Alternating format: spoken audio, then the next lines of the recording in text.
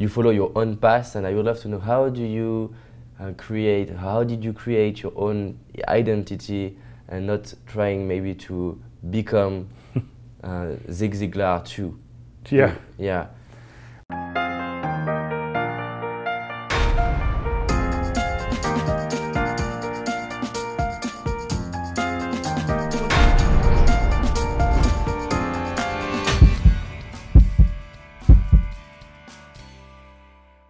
Well, that's a great question, because I struggled with this. For years, people told me I should go and speak, and I always hesitated because I was afraid that people were going to expect me to speak like my father. Yeah. Right? Because he's Zig Ziglar. He's maybe perhaps the greatest speaker who's ever lived. I mean, you know, his peers rank him at that level. Dad never claimed that for himself. It's what other people said. So I had this concept, this mental mindset that, wait a second, if I go and talk, they're going to expect me to be like him in style. And you see, that's totally contrary to the way he raised me.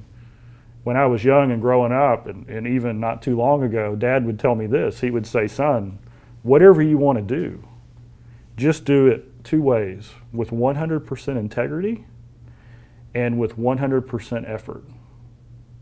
Well, guess what?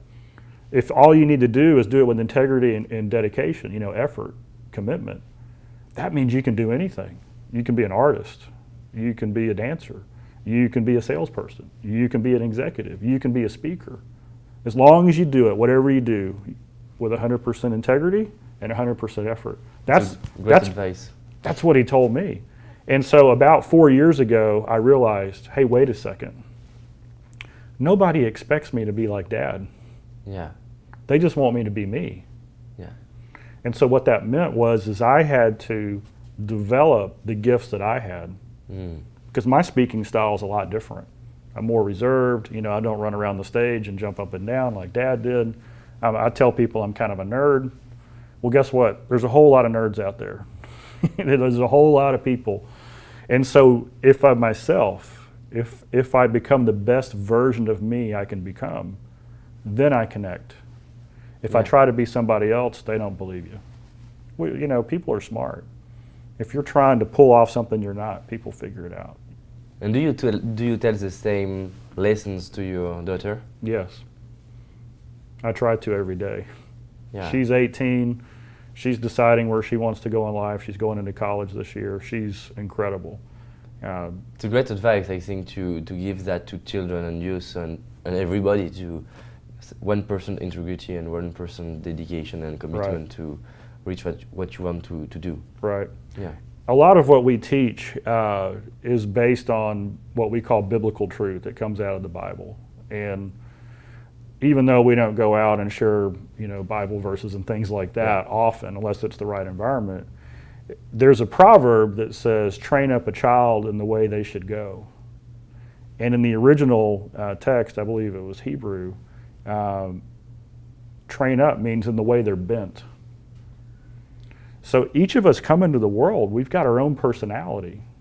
And so as parents, our responsibility is to recognize the personality the child has and encourage them to go with that. Help him to find his own power and not give. Right. So the guidelines is character and integrity. It's the principles and values. It's not what you go and do. We work with wounded warriors.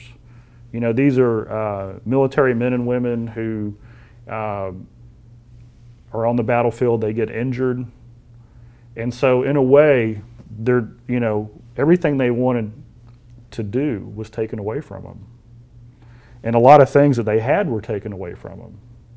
So we talk about you've got to be before you can do and do before you can have. Yeah. We call it the be, do, have philosophy. And so if our focus is, I want to do this and I want to have that, we get into trouble because those can be taken away from you. If you focus on the kind of person you want to be, then all the doors are open, and that can never be taken from you.